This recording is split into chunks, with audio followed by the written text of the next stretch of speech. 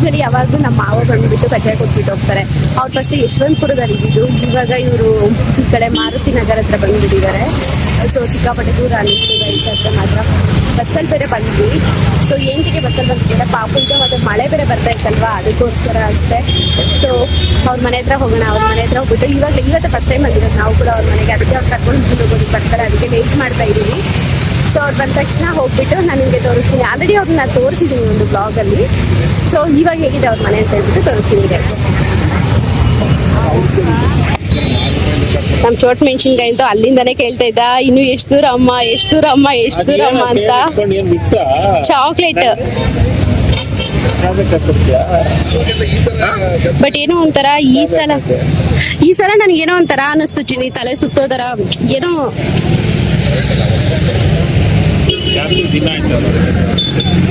May be ನಡುವೆ use ಮಾಡಬೇಕು. ಏನ್ ಮಾಡೋಣ, ನಿಮ್ಗೆ ಎಸಿಗಳೇ ಬೇಕು. ಹಲೋ ಸರ್ ಬೇಕು ಅಂದ್ರೆ ಎಲ್ಲ ಟೈಮ್ ಒಂದೇ ತರ ಇರುತ್ತೆ. ನಾನು 2 ವೀಲರ್ ಅನ್ಕೊಳ್ತೀನಿ, ಹೊರತು ಎಸಿ ಅಂತ ಅನ್ಕೊಳಲ್ಲ. ಆ ಕಡೆ ಸೈಡ್ ಶ್ರಾವ್ಯ ಅಕ್ಕ ಅಲ್ಲಿ ಬಂದಿದ್ದಾರೆ ಗೈಸ್ ಇವಾಗ ಅವರು.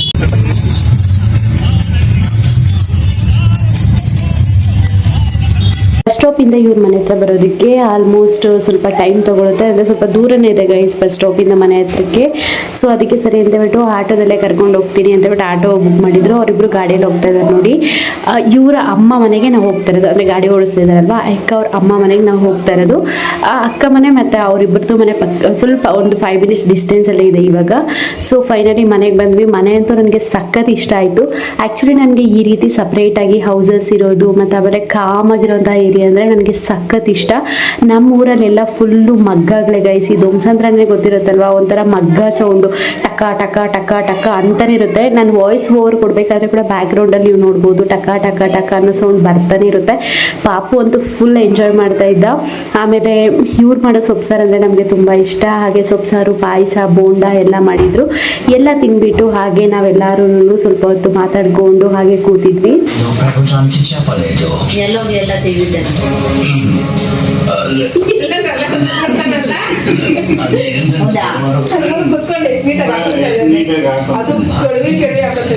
ಮುಂಚೆ ಎಲ್ಲ ಈ ತರ ಮಾಡ್ದಲ್ಲಿ ಕೂತಿದಾರಲ್ವಾ ಅಪ್ಪ ಅವರು ಎಕ್ಸ್ ಮಿಲಿಟರಿ ಆಫೀಸರು. ಸೊ ಈಗ ರಿಟೈರ್ಮೆಂಟ್ ಆಗಿದ್ದಾರೆ. ಆ್ಯಂಡ್ ಅಲ್ಲಿರೋರು ಅಕ್ಕ ಮತ್ತು ಅಕ್ಕನ ಮಗಳು, ಇಲ್ಲಿರೋರೇನೆ ಅಪ್ಪ ಅವರು ತಂಗಿ. ನಾನು ಲಾಸ್ಟ್ ಒಂದು ವಿಡಿಯೋದಲ್ಲಿ ತೋರಿಸಿದ್ದೀನಿ ಗೈಸ್. ಐ ಥಿಂಕ್ ಇದು ಅನಿಸುತ್ತೆ ಐಕ್ಯ ವಿಡಿಯೋ ಮಾಡಿದಾಗ ಅನಿಸುತ್ತೆ.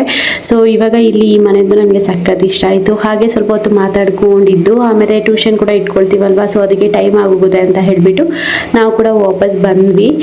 ಸೊ ಎಲ್ಲರಿಗೂ ಬಾಯ್ ಬಾಯ್ ಹೇಳಿಬಿಟ್ಟು ಇಲ್ಲಿಂದನೇ ಇವರು ಟ್ಯಾಕ್ಸಿ ಬುಕ್ ಮಾಡಿ ಕಳಿಸ್ಬಿಟ್ರು. ಸೊ ಇವ್ರ ಮನೆಗೆ ಬಂದರೆ ಅವರು ಮತ್ತೆ ಬಸ್ಸಲ್ಲಿ ಬರೋದು ಬಿಡೋದಿಲ್ಲ, ಕಾರ್ ಇಲ್ಲಾಂದರೆ ಆಟೋನ ಏನೋ ಒಂದು ಬುಕ್ ಮಾಡಿ ಕಳಿಸ್ಬಿಡ್ತಾರೆ ಅವರೇನೆ. ಸೊ ಬಸ್ಸಲ್ಲೇ ಹೋಗ್ಬೋದಿತ್ತು ಆರಾಮಾಗಿ ಅಂತ ಅಂದ್ಕೊಂಡ್ವಿ. ಬಟ್ ಆಮೇಲೆ ಕಾರ್ ಬುಕ್ ಮಾಡಿದ್ದು ಇನ್ನೂ ಒಳ್ಳೇದಾಯಿತು ಅನ್ನಿಸ್ತು. ಪಾಪುನೂ ಒಳ್ಳೆ ನಿದ್ದೆ ಮಾಡ್ದೆ, ನಾನು ಒಳ್ಳೆ ನಿದ್ದೆ ಮಾಡಿದೆ. ಸಿಕ್ಕಾಪಟ್ಟೆ ನಿದ್ದೆ ಬಂದುಬಿಟ್ಟಿತ್ತು ಗೈಸ್, ಅದೇನೋ ಗೊತ್ತಿಲ್ಲ. ಫುಲ್ಲು ಮಲಗಿದ ತಕ್ಷಣ ಹಂಗೆ ನಿದ್ದೆ ಬಂದುಬಿಡ್ತು. ಸೊ ಒಳ್ಳೆ ನಿದ್ದೆ ಮಾಡಿಕೊಂಡು ಮನೆಗೆ ಬಂದ್ವಿ. ಹಾಗೆ ನೋಡ್ತಾ ಇರ್ಬೋದು ನೀವು, ಕ್ಲೈಮೇಟ್ ಕೂಡ ಅಷ್ಟೇ ಎಷ್ಟು ಚೆನ್ನಾಗಿತ್ತು ಗೊತ್ತಾ. ಮಳೆ ಬೀಳ್ತಾ ಇತ್ತು, ಹಾಗೆ ಫುಲ್ ತಣ್ಣಗೆ ಮೋಡ ಕೂಡ ಮುಚ್ಕೊಂಡಿತ್ತು.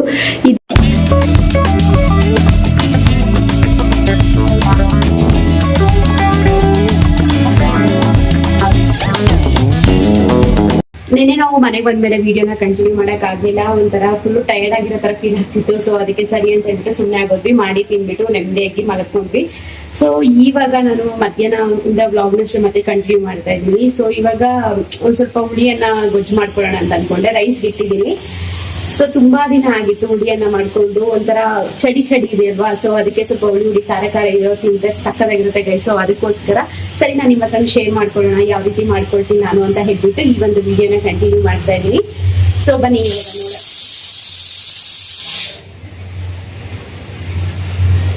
ಸೊ ಬನ್ನಿ ಇವಾಗ ನೋಡೋಣ ಯಾವ ರೀತಿ ಮಾಡ್ಕೊಳ್ತೀನಿ ನಾನು ಅಂತ ಹೇಳ್ಬಿಟ್ಟು. ಸೊ ಫಸ್ಟ್ಗೆ ನೋಡಿ ಎಲ್ಲ ರೆಡಿ ಮಾಡಿ ಇಟ್ಕೊಂಡಿದೀನಿ. ಆನಿಯನ್, ಈರುಳ್ಳಿ, ಆಮೇಲೆ ಇದು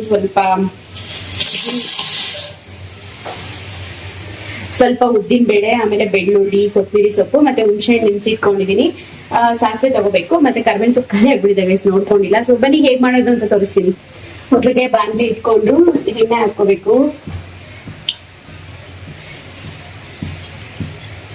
ಸ್ವಲ್ಪ ಹಾಕೊಂಡ್ರೆ ಸಾಕು ಗೈಸ್.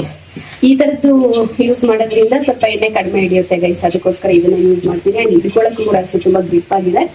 ಅಂಡ್ ಸ್ಟೀಲ್ ಆಗಿರೋದ್ರಿಂದ ಯಾವುದೇ ರೀತಿ ಹೆಲ್ತ್ಗೆಲ್ಲ ಪ್ರಾಬ್ಲಮ್ ಆಗಲ್ಲ. ಇವಾಗ ಇದು ಎಣ್ಣೆ ಸ್ವಲ್ಪ ಬಿಸಿ ಆದ್ಮೇಲೆ ಸಾಸಿವೆ ಹಾಕೋಬೇಕು. ಸಾಸಿವೆ ಸ್ವಲ್ಪ ಚಿಟ್ಪಟ ಅನ್ಬೇಕು ಗೈಸ್. ನೋಡಿ ಇವಾಗ ಸಾಸಿವೆ ಚಿಟ್ಪಟ ಅಂತಂದಿಲ್ವಾ, ಇವಾಗ ಇದಕ್ಕೆ ನಾವು ಉದ್ದಿನ ಬೇಳೆ ಹಾಕೋಬೇಕು.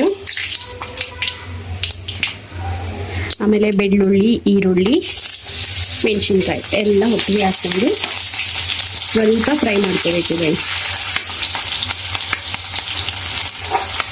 ಮಳೆ ಬರೋ ಟೈಮಲ್ಲಿ ಈ ರೀತಿ ಅನ್ನ ಮಾಡ್ಕೊಂಡು ತಿಂದಿಲ್ಲ ಅಂದ್ರೆ ತುಂಬಾ ಚೆನ್ನಾಗಿರುತ್ತೆ ಆಕ್ಚುಲಿ.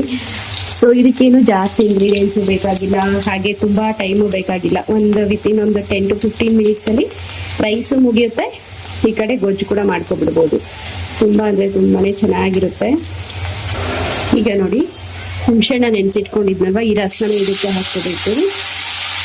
ಆಮೇಲೆ ಇದಕ್ಕೆ ಸಾಲ್ಟ್ ಹಾಕೋಬೇಕು. ಎಷ್ಟು ಬೇಕೋ ಅಷ್ಟು ನೋಡಿಕೊಂಡು ಸಾಲ್ಟ್ ಹಾಕೊಳ್ಳಿ. ಅರಿಶಿನ ಪುಡಿ. ಸೊ ಇಷ್ಟು ಹಾಕೊಂಡು ಅದು ಚೆನ್ನಾಗಿ ಕುದಿಬೇಕು. ಕುದಿತಾ ಕುದಿತಾ ಫುಲ್ ಗಟ್ಟಿ ಬರಬೇಕು ಗೊಜ್ಜು, ಅಲ್ಲಿವರೆಗೂ ಇದನ್ನ ಕುದಿಸ್ಕೋಬೇಕು ಗೈಸ್. ಆಮೇಲೆ ಇದಕ್ಕೆ ಕೊತ್ತಂಬರಿ ಸೊಪ್ಪು ಸ್ವಲ್ಪ ಹಾಕೊಂಡು ಚೆನ್ನಾಗಿ ಗೊಜ್ಜು ತರ ಬರೋವರೆಗೂ ಬಿಡೋಣ ಗೈಸ್. ನೋಡಿ ಇವಾಗ ಆಲ್ಮೋಸ್ಟ್ ಅದಕ್ಕೆ ಬಂದಿದೆ. ಸೊ ಇನ್ನು ಗೊಜ್ಜು ತರ ಬರಬೇಕು, ಅವಾಗ ಇದು ತುಂಬಾ ಟೇಸ್ಟಿ ಆಗಿರುತ್ತೆ. ಇದು ನಮ್ಮಮ್ಮ ರೆಸಿಪಿ ಗೈಸ್. ಆಕ್ಚುಲಿ ನಮ್ಮಮ್ಮ ಇದೇ ತರ ಮಾಡಿ ಕೊಡ್ತಾ ಇದ್ರು. ಕಾಲೇಜ್ಗೆ ಹೋಗ್ಬೇಕಾದ್ರೆ ಟೈಮ್ ಆಗೋದ್ರೆ ಸಾಕು, ಅವರು ಹೋಗ್ಬಿಟ್ಟು ವಿತಿನ್ ಒಂದು 2 ಮಿನಿಟ್ಸ್ ಅಲ್ಲಿ ಹಿಂಗೆ ಚಿಟಿಕೆ ಹೊಡೆಯೋಷ್ಟರಲ್ಲಿ ಮಾಡ್ಕೊಂಡು ಬಂದ್ಬಿಡೋರು. ಸೊ ಅವಾಗ ಸಕ್ಕ ಟೇಸ್ಟ್ ಇರೋದು. ಎಷ್ಟೇ ಆಗಲಿ ತಾಯಿ ಕೈ ರುಚಿನೇ ಅಲ್ವಾ, ಅದಕ್ಕೆ ಮೀರಿದ್ದು ಯಾವ್ದು ಬರಲ್ಲ. ಸೊ ಸ್ಟಿಲ್ ನಮ್ಮ ಅಮ್ಮ ಮಾಡೋ ರಸ ಮತ್ತೆ ಪುಳಿಯೋಗರೆ, ಗೊಜ್ಜು ಇದೆಲ್ಲ ನನಗೆ ಸಖತ್ ಇಷ್ಟ. ಸೊ ನೋಡಿ ಈ ತರ ಗೊಜ್ಜಾಗಿ ಬಂದಿದೆಯಲ್ವಾ, ಇನ್ನೊಂದ್ ಸ್ವಲ್ಪ ಗೊಜ್ಜಾಗಿ ಬಂದ್ಮೇಲೆ ಆಫ್ ಮಾಡ್ಕೊಳ್ಳೋಣ. ಈಗ ಗೊಜ್ಜು ತರ ಬಂದಿದೆಯಲ್ವಾ, ಸೊ ಇವಾಗ ಸ್ಟವ್ನ ಆಫ್ ಮಾಡ್ಕೊಳ್ಳೋಣ. ಸ್ಟವ್ನ ಆಫ್ ಮಾಡ್ಕೊಂಡು ಇದಕ್ಕೆ ಬಿಸಿ ಬಿಸಿ ಅನ್ನ ಹಾಕೊಂಡು ಮಿಕ್ಸ್ ಮಾಡೋದಷ್ಟೇ. ನೀವು ಬಿಸಿ ಅನ್ನನೇ ಅಂತ ಏನಿಲ್ಲ, ರಾತ್ರಿದ ಅನ್ನ ಇದ್ರೆ ಅದಕ್ಕೂ ಕೂಡ ತುಂಬಾ ಚೆನ್ನಾಗಿರುತ್ತೆ ಈ ಒಂದು ರೈಸ್. ಉಪ್ಪು ಖಾರ ಎಲ್ಲ ನೀವು ನೋಡ್ಕೊಂಡು ಹಾಕೋಬಹುದು ಗೈಸ್. ನಿಮ್ಗೆ ಜಾಸ್ತಿ ಖಾರ ಬೇಕು ಅಂದ್ರೆ ಜಾಸ್ತಿ ಖಾರ ಹಾಕೊಳ್ಳಿ, ಬಟ್ ಇದಕ್ಕೆ ಲೈಟ್ ಆಗಿ ಖಾರ ಇದ್ರೇನೆ ಚೆನ್ನಾಗಿರುತ್ತೆ. ಯಾಕಂದ್ರೆ ಹುಳಿ ಫ್ಲೇವರ್ ನಮ್ಗೆ ಗೊತ್ತಾಗ್ಬೇಕು. ಸೊ ಅದಕ್ಕೆ ಲೈಟ್ ಆಗಿ ಖಾರ ಇದ್ರೆ ಗೊತ್ತಾಗುತ್ತೆ. ತುಂಬಾ ಖಾರ ಇದ್ರೆ ಏನು ಚೆನ್ನಾಗಿರಲ್ಲ ಗೈಸ್. ಇದು ಇವತ್ತಿನ ನಮ್ಮ ಲಂಚ್ ಗೈಸ್. ಸೊ ಬನ್ನಿ ಇವಾಗ ಸರ್ವ್ ಮಾಡಿ ನನ್ನ ಹಸ್ಬೆಂಡ್ಗೆ ಕೊಡೋಣ. ನೋಡಿ ಗೈಸ್, ಇಲ್ಲಿ ಇನ್ನು ವಿಷ್ಣು ಪರಮಾತ್ಮದರ ಯಾವ ರೀತಿ ಮಲಗೋರ ಕೇಳ್ಕೊಂಡು ಬಂದಿರ್ಬೇಕು. ಇಂಥದಕ್ಕೆಲ್ಲ ಅದೃಷ್ಟ. ಮಲಗಿರೋ ಹತ್ರನೇ ಊಟ ಗೈಸ್. ಅದೆಲ್ಲ ಆಗಲ್ಲ, ಇನ್ನ ತಿನ್ನು. ಹೆಂಗಿದೆ ಹೇಳು ಬೇಗ. ಎತ್ಕೊ ಬರ್ತೀನಿ. ಸ್ಪೂನ್ ಕೂಡ ಇನ್ನು ಚಿಕ್ಕ ಮಗು ತರ ಅಲ್ಲ, ತಿನ್ನೋಡು ಹೇಳ್ತೀನಿ. ತಿನ್ನೋಡಿದ್ರೇನೆ ಹೇಳೋದು.